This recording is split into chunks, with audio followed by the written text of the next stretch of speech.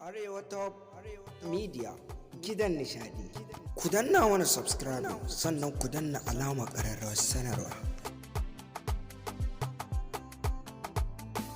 A yau ne muka samu labarin wannan jaruma mai suna Sadiya Haruna inda ta fada komar hukumar tsaro. Inda aka same ta da wallafa wani abu a shafinta na Instagram da Facebook wanda bai kamata ba.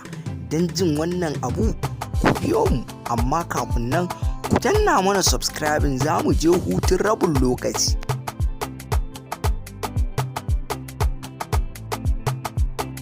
Haƙiƙa sayyada Sadiya Haruna ta kauce daga hanya inda ta fada hukumar tsaro, inda alƙali ya yanke zaman gidan yari tare da tarar zuwa Islamiyya a kowace rana.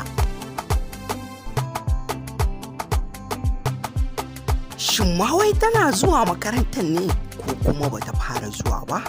Wannan ku kasance da Arewa Top Media domin bayyana muku abin da ake ciki.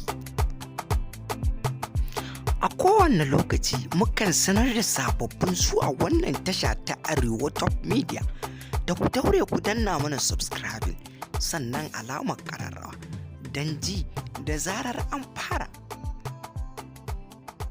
Arewa Top Media gidan nishadi. Ku danna mana subscribe sannan ku danna alamar ƙararrawar sanarwa.